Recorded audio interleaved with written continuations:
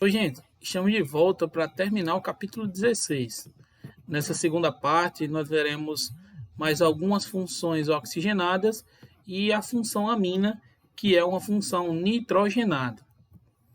A primeira que veremos hoje é a função dos aldeídos. Os aldeídos também são compostos orgânicos e apresentam o grupo chamado de formila. Esse grupo formila é essa dupla ligação com oxigênio, mas que a sua posição tem que ser no final da estrutura. Ou seja, ela não pode vir num carbono secundário. Essa dupla ligação com oxigênio só pode vir no carbono primário. Ou seja, aldeído sempre vem nas extremidades, ou no início ou no final da cadeia, certo? Beleza.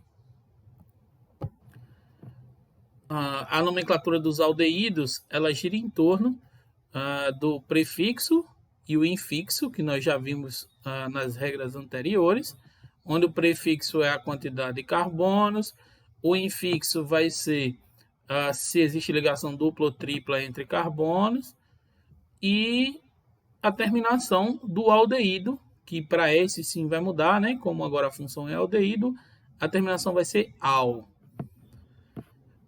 Um fato que é importante para esse daqui é que você não vai precisar numerar, porque ele sempre vai vir ou no início ou no final da cadeia.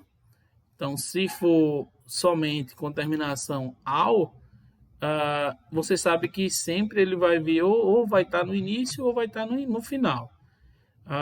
No caso, se essa estrutura for ramificada, você vai começar a numeração sempre pela extremidade mais próxima do grupo funcional, e caso haja uma dupla ligação entre carbonos, tem que dar prioridade à dupla ligação entre carbonos, beleza?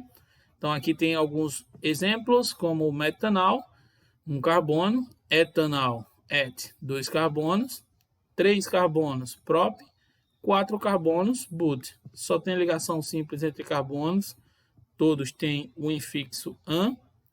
E como a gente está falando de um aldeído, ele tem a terminação al. Caso a estrutura apresente dois grupos aldeído, né? Então você tem no início e no final da cadeia, você vai colocar lá o prefixo, vai colocar o infixo, vai colocar o O, dial. Di porque você tem duas vezes o aldeído. Então, dial, duas vezes aldeído. E aí o nome vai ficar propano dial. Observa que tem 3 carbonos e tem 2 grupos do aldeído. Etano dial, com 2 carbonos. Butano dial, com 4 carbonos. Observa que em nenhum caso desses aqui foi necessário numerar. Só vai precisar numerar realmente o aldeído quando tiver as ramificações, beleza? E onde é que são utilizados esses aldeídos? Esses aldeídos, como o metanal, ele também é conhecido como formaldeído, que a gente utiliza para fazer formol. Então, você diluindo ele em água, deixando com 40% de volume, você vai ter o formol, que ele é um líquidozinho que é utilizado como conservante, como desinfetante, antisséptico. E o que a gente mais consegue observar, né, que a gente vê muito quando se fala de estudos, é para embalsamar cadáveres. Então, quando você chega lá num laboratório e vê lá um animal que está lá dentro de um tubozinho, geralmente ele está embalsamado por formol. Ele também tem outras utilizações, tá? Então dá para fazer cera artificial, celulose, tintas e corantes. Também dá para fazer alguns tipos de espelhos, explosivos, serve para o endurecimento de gelatina. Então são várias funções que esse formol pode ser utilizado. O próximo grupo é a cetona. A cetona ela é bem parecida com o aldeído, tá? Só que agora o nome do grupo é o carbonila. E essa carbonila ela não pode estar na extremidade, ou seja, não pode estar ligado num carbono primário. Ele só pode estar ligado num carbono secundário. Ou seja, está na extremidade, aldeído. Se não tiver na extremidade, ele vai ser uma cetona. Então você vai procurar lá o grupo funcional, encontra o grupo funcional aqui, ó, que é a dupla O. Observa que ele está no carbono secundário, não é uma extremidade, tá vendo? O da extremidade é um carbono primário, o outro é um secundário. Então isso dá a estrutura, o grupo funcional cetona. Então nós temos a cetona aqui com 3 carbonos. Observa aqui que mais uma vez outra cetona. Grupos fechados também podem ser cetonas, tá? Então observa aqui que o carbono é secundário, então ele pode ser uma cetona. E aí nós temos várias estruturas que podem servir de exemplos. A nomenclatura também gira sempre volta para aquela tabelinha lá do começo. Então aquela tabelinha lá é o segredo que vocês vão utilizar para aprender a química orgânica. Tabelinha é como se fosse o alfabeto. Então vai ser o prefixo para saber a quantidade de carbonos, o infixo, as ligações que tem entre carbonos, iona, porque tem uma função cetona. Então nós temos aqui a propanona, temos a butanona. Observem que nós temos estruturas que aqui apresenta 3 carbonos e a ligaçãozinha lá.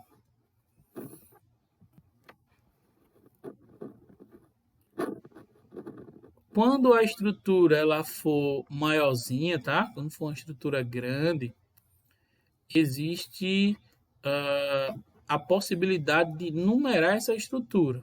Como assim? Quando você tiver 5 carbonos ou mais, você já dá a esse carbono a possibilidade de apresentar 2 ou mais posições. Observa aqui, ó, que nesse primeiro exemplo, você tem uma cadeia com 5 carbonos e a dupla ligação com oxigênio, ou seja, a função cetona está no carbono 2. Então, pentan 2-ono. Observe agora que a dupla ligação com oxigênio passou para o carbono 3. Então, agora ele deixa de ser 2 e passa a ser 3. O nome vai ficar pentan 3-ona. Então, são estruturas diferentes, por isso tem que receber nomes diferentes. E a diferença entre um e o outro seria justamente a posição do grupo funcional. Embaixo a gente tem estruturas que têm duplas ligações com o oxigênio. Observa aqui que nesses casos apresentam 2 grupos carbonila. E aí você vai usar a mesma regra do outro, né? O infixo, o prefixo, o O, di, porque são 2, e ona, porque o grupo funcional é cetona. Então aqui a gente tem a butano diona, pentano diona.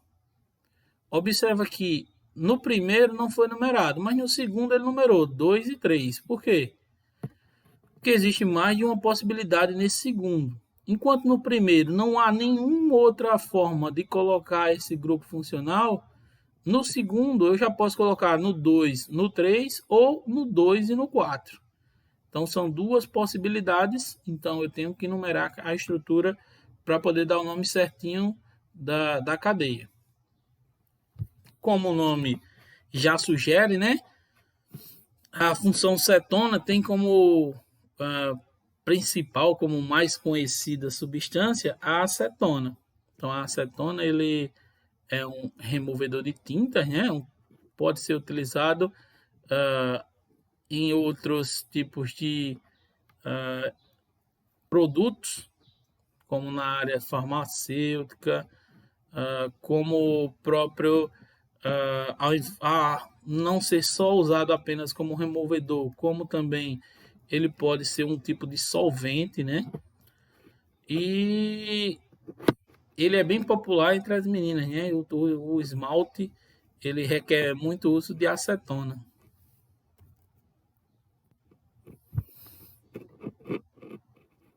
Ácido carboxílico. O ácido carboxílico também é um grupo funcional, né? Que sempre vai aparecer na extremidade. Você não vai ver um ácido carboxílico em carbonos secundários. Então, essa função carboxila, a carboxila, ela sempre vai vir no primeiro carbono, no último carbono, sempre na extremidade. Então, observa que já tem dois, né? O aldeído só pode vir na extremidade, o ácido carboxílico também só vem na extremidade. Observa que a nomenclatura, dessa vez, ela tem a palavrinha ácido na frente e depois segue as regrinhas que a gente já viu. Prefixo, infixo e terminação do grupo funcional, que nesse caso é oico. Então, observa aqui, quando tem um carbono, nós temos o ácido metanoico.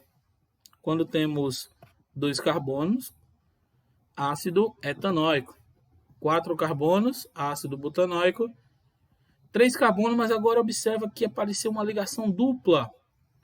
Então, nós temos aqui, ó, ácido propenóico. Lembrando, mais uma vez, que nesse caso não foi numerado porque não há outra possibilidade. Não tinha como essa dupla ligação vir aqui, tá? Ó. Então, como não há nenhuma outra possibilidade, não precisa numerar.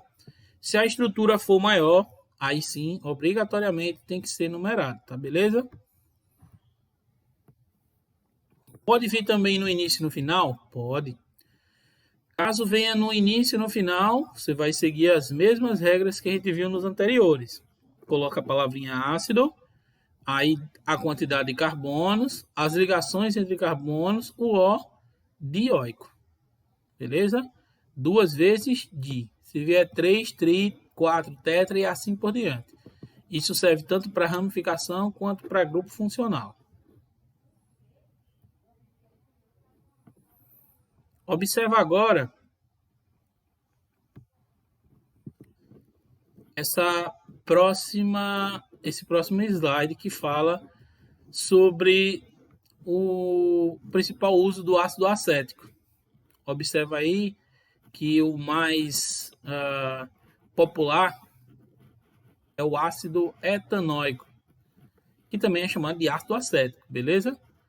Ele geralmente é utilizado em vinagres e, para vocês terem uma ideia como o ácido acético ele é importante, tá? Ele, além de ser utilizado lá no vinagre, né, que é colocado em alimentos, ele também é um importante reagente para a produção das garrafas PET, né, daquele plástico PET. Também na confecção de acetato de polivinil, que é chamado de PVA. Agora tem que ter um pouquinho de cuidado, porque os vapores, os gases que esse ácido acético elimina quando está concentrado, ele pode causar irritação nos olhos, a dor no nariz e na garganta. Então tem que ter muito cuidado ao manusear não só o ácido acético, como qualquer outro tipo de produto químico. Tentar inalar o mínimo possível e, se puder, sempre estar usando máscara e usar o equipamento adequado. Não se pode pegar um produto químico e tentar cheirar para ver, qual é o seu odor.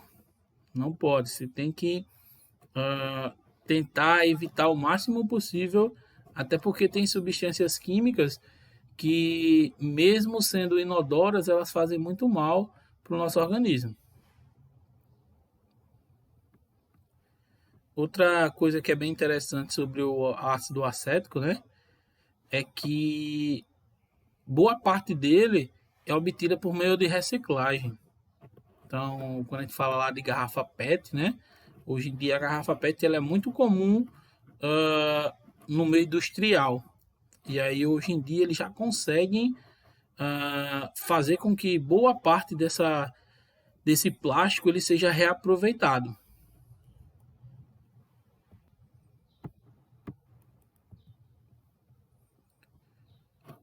O próximo que a gente vai ver são as funções orgânicas nitrogenadas.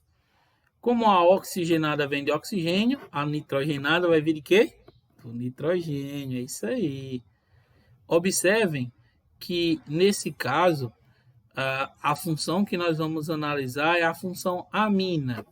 Existem outras, porém vocês só vão ver elas lá no ensino médio. Hoje a gente vai aprender as aminas. A amina é um composto orgânico derivado da amônia. A amônia é a molécula NH3. E aí você vai substituir esses hidrogênios por cadeias carbônicas. Então, isso vai gerar uma estrutura que pode ter o nitrogênio como heteroátomo, né? E aí à esquerda, à direita, embaixo ou em cima, tanto faz, né? Vão vir estruturas de carbono. E aí essa quantidade pode variar de cadeia para cadeia. E aí a gente pode ter um CH3NH2. Observa que agora 2 carbonos estão ligados à amina. E no terceiro exemplo, 3 carbonos estão ligados à amina. Isso gera uma classificação para essa amina, tá? Então, quando eu tiver carbono ligado em apenas um bracinho desse, né? Uma ligação está ligado ao nitrogênio, a amina é primária.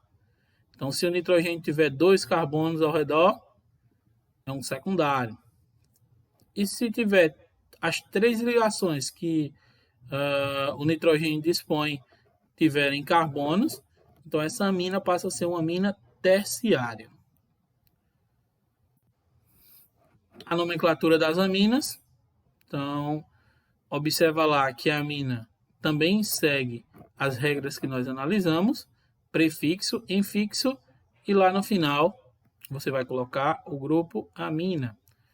Então nós temos aqui, ó, metanamina, etanamina. Observa que nesses 2 primeiros casos a amina é primária, nós só temos ela em uma ligação que está conectado ao nitrogênio. Aí depois nós temos aqui, ó, a propanamina. Por quê? Porque nós temos mais de uma possibilidade de colocar essa estrutura com o nitrogênio ligado a ela.